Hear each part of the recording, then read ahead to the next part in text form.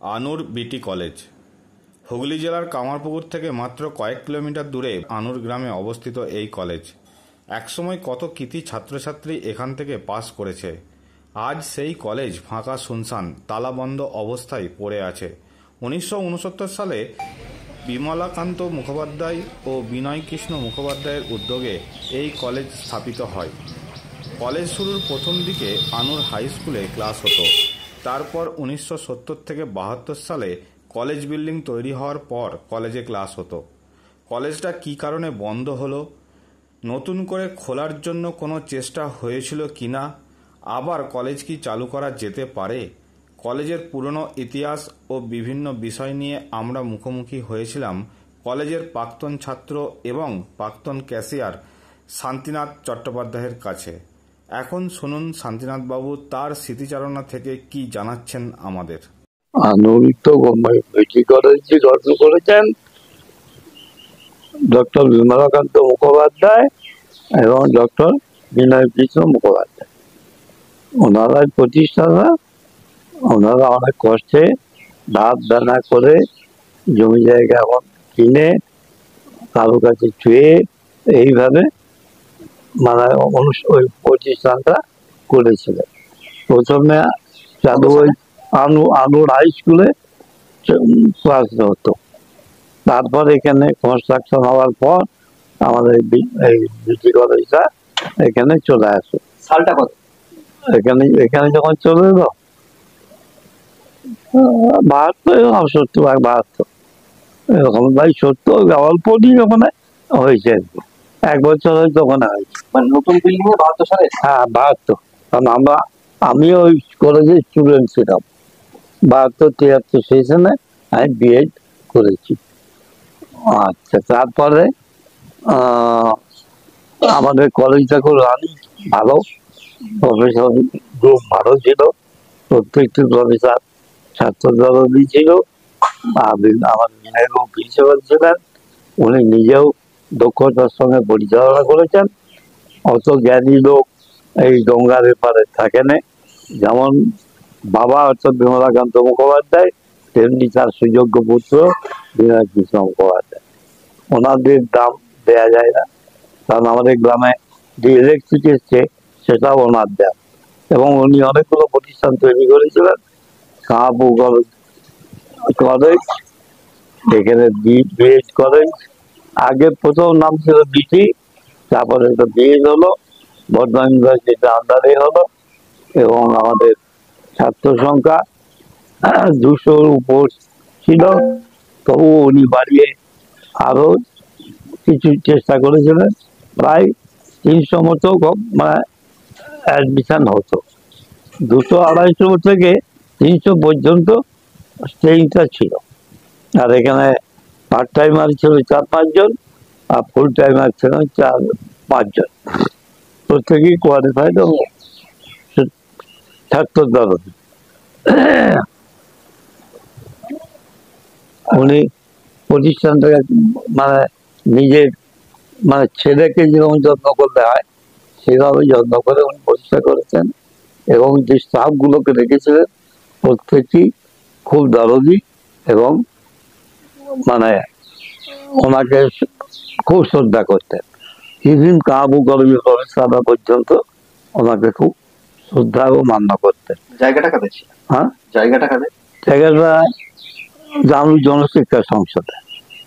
জানুর জনশিক্ষা সংসদ তৈরি করেছিলেন। তার প্রেসিডেন্ট ছিলেন আরামবাগের বলাই নাই বিকেরায়, তখনকার উনি প্রেসিডেন্ট ছিলেন। ওনার সহায়তা পেয়েছিলেন অনেক কিছু, সেইভাবে প্রতিষ্ঠানটা তৈরি হয়েছিল। আপনি ওখানে কিভাবে যুক্ত ছিলেন? হ্যাঁ, আপনি ওখানে কিভাবে যুক্ত ছিলেন?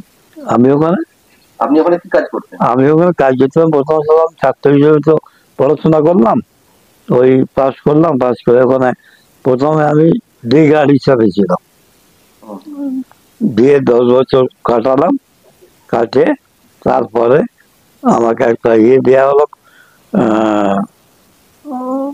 চান্স দেওয়া হলো। এবং রিটায়ার করার পর, ক্যাশিয়ার রিটায়ার করার পরে আমার যেহেতু কোয়ালিফাইড ছেলে, বিটি পাস ছিলাম আমি। আমাকে কোয়ালিফাইড হিসাবে তখন ক্যাশিয়ারে কাজ করার জন্য ওখানে একটা পার্ট টাইমার হিসাবে রেখেছিল। কত সাল সেটা? ওইটা ওটা 90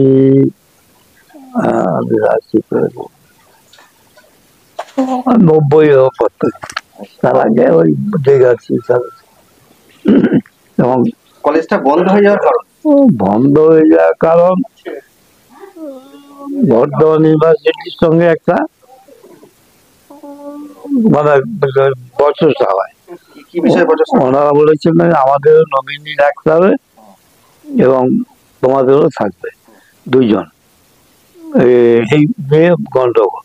উনি বলেন আমার নিজের প্রতিষ্ঠান, আপনাদের রুলস অ্যান্ড রেগুলেশন মেনে চলছি, আমাদের স্ট্যাটাস আমাকে জানিয়েছি, আমরা এনসিআরটি পারমিশন পর্যন্ত আমাদের আছে, আপনারাও আমাদের সহযোগিতা করেছেন, সব করেছিলেন। আজকে হঠাৎ আমার উপরে চাপটা কেন?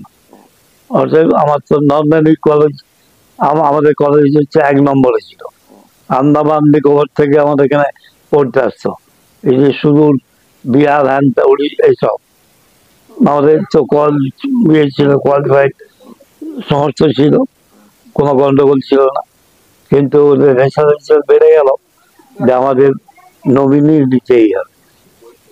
এবার সেই নিয়েই গন্ডগোল। আস্তে আস্তে উনি রাজি নন যে আমার কলেজটা হয়তো চলে যাবে, তার থেকে আমি আমার ইয়ে মতন চালাই। এই নিয়ে একটা দ্বন্দ্ব নিজেদের মধ্যে এবং উপরের সঙ্গে ছিল।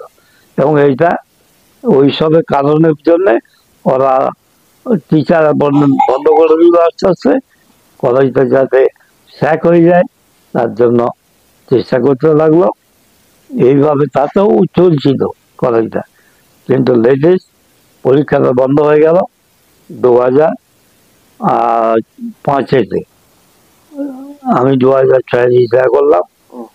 10 পর্যন্ত যা করে রানিং ছিল, স্টাফেরা যেহেতু ছিল ওই টিচিং নন টিচিং মিলিয়ে জন আসতে ছিল, তারা যতক্ষণ না স্থানান্তর করতে পারবে ততদিন 10 তারিখ পর্যন্ত 10 পর্যন্ত ছিল।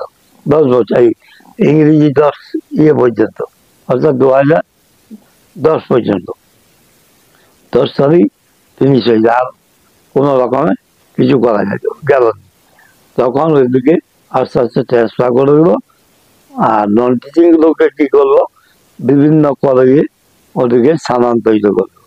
কিছু কামারপুকুর, কিছু বেঙ্গায়, কিছু কালীপুর কলেজ। এইভাবে ওদের হয়ে গেল। আমাদের কাগজপত্র সমস্ত ওখানে চলে গেল। আমাদের কলেজটাকে আর রানিং হতে দিল। এবং আমাদের একটা পক্ষ খুব চেষ্টা করেছিল এইখানে কলেজটা যাতে চলে, তার জন্যে রাইটার্স বিল্ডিংয়ে ওখানে মানে ধর্ণা দিয়েছিল।